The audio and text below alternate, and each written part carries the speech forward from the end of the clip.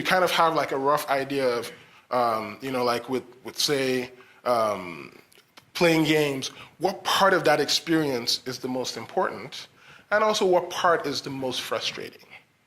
And then you can have a prioritized list of what you want to tackle. So anyway, so what kind of questions do you want to ask? Well, you want to understand like what their goals are. So what are you trying to achieve? I want to play games with my friends.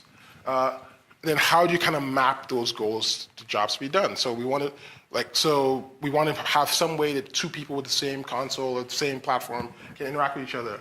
What parts of the job they struggle with? I have to literally go to their house, so they have to come to my place, and that's expensive, that's time consuming. So what workarounds do they use? So what is there any workaround today? And then finally, what products and services do they not use that could satisfy a need? And this is where sort of expense comes in, where sure, maybe if they had a PC, they wouldn't have to do that. But then why do they have it? Why have an Xbox?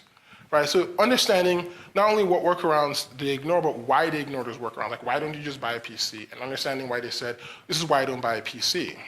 That also helps you understand how to find the inefficiencies that you can take advantage of in the system.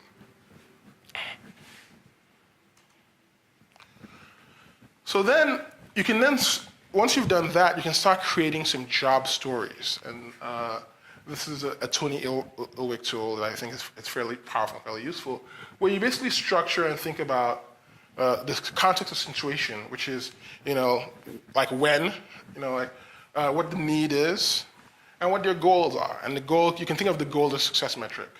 So, an example in this case is, when I'm playing Xbox, the need is I want to play with my friends, and the goal is so we can be entertained together. And you can kind of think of be entertained together, a metric would be like how much time we get to do that. And you could literally write, when we lug the Xbox around, it takes me an hour of driving back and forth to do that. And now we have network play, you've given me back an hour or two, which is powerful. So now, given that, so what have we actually done with this in Microsoft advertising? Because I've talked about Xbox, whatever. So how have we brought this into practice in my day job? So advertising, and don't try to. This is like an eye chart, whatever. So, right. So I think the hard bit is that the kind of 30,000-foot overview is in online advertising. There's lots of grids and numbers and Excel. Marketers love Excel. So one of the things that we had in our product, and Google Ads has in their product, is this thing called Auction Insights. And what it provides for advertisers is a way of telling them, hey, whenever, say you're, in this example, this is totally unreadable, so it doesn't matter. So let's say you're a real estate site, and you want to know how often do you show up in real estate searches versus, say, Zillow or Redfin. So this report gives you a bunch of metrics like what percentage of time you show up, what percentage of times they show up, what percentage of times why you didn't show up because you were spending too little or your ads weren't relevant. And marketers pour over all of this data and then use that to decide how much they want to spend, how they want to change their ads, what have you.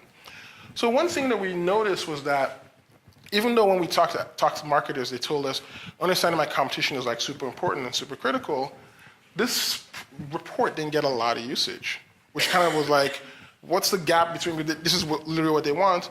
And then, we basically had 2 tiers of users. Users who, one, didn't use it, and in fact, even when we showed them, they were like, wow, this is kind of complicated. I don't, what is overlap rate and top of page rate and, average position? I don't know what am I supposed to do? I'm a marketer. I'm just trying to get people to buy my stuff. Now you want me to understand all these weird terms. And then there are the expert users who are we just want more knobs and dials. Right? So we kind of did step back. We did, a bunch of user research. We talked to a bunch of customers. And then we were trying, okay, so what is the job that you're trying to do? And this is the job story, when I'm advertising on Bing, the need is I want to show up higher than my competitors. That's what they need. And the goal is so that I can sell more products, right? So that's your goal. Providing this report is just one piece along the journey of, I want to show up, if I'm Laurie Cass, who's a realtor in the Renton area, and I want my ads to show up ahead of Zillow and Redfin so I can sell a house. That's the job. And that's what we need to be helping her do. So once we understood this, we made a number of changes to the product. So the first was, we rethought that experience, and in fact, we even rebranded it. So we rebranded it, and the experience is now called competition. And we gave you this visual overlay that shows how you are doing versus your competitors over time. And this green line is, in this chart is you, and you can actually tell, at the beginning of September, you were showing up 20% of the time for real estate ads, and after you made a bunch of changes, you're now showing up, 50%? In 50% of real estate. So you can actually see, hey, here's the impact of these changes I've made on my account relative to my competition. And we still have, the kind of eye chart below for the expert users. But now, if you're like an unsavvy user, you don't know what an auction insights report is, but you understand the word competition, and you can scan this visual chart and immediately understand what this chart is trying to tell you. And we thought, from a jobs we've done, perspective, this kind of helped improve with the locate and prepare part of that, because the report wasn't the end goal. The end goal was like, hey, I want to change my campaign so I can show up more. So I need to, locate some data. I need to prepare, and then decide how much I should change my campaigns. So we're like, but we can do even more than this. So the next thing we added was a side-by-side experience where we gave you recommendations based on what we just showed you. Because the end goal for a lot of advertisers, like a report that says, Zillow shows up more than you 20% of the time, is still not super helpful if you don't know what to do to rectify it, right? But now you have data, but it's not actionable. So we also provide actionable information. So for some users, seeing the visual was enough, and for other users who were like, hey, now what do I do? We gave them, like this example is like, hey, it turns out that you are showing up in, this example is Groupon, that for Groupon, you show up a lot with Groupon, but they're spending more than you. So you have to decide if you want to compete, you need to spend more. Or in this other example, your competitors are advertising the Seattle-Tacoma area, and you're not. Maybe you should, because you show up in a lot of ads and a lot of searches together, but you're not advertising in the Seattle-Tacoma area.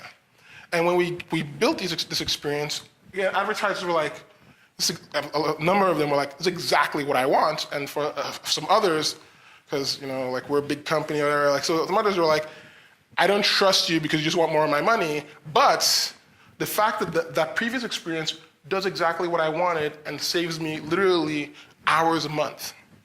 And using jobs at Dunlingo, this kind of addresses the how I confirm and execute part. Because now you could literally just go, I agree with these recommendations, apply, and you're done. And a task that used to be, hey, let me pull this report, let me interpret this report. Now based on this report, it looks like Zillow shows up 50% more than me.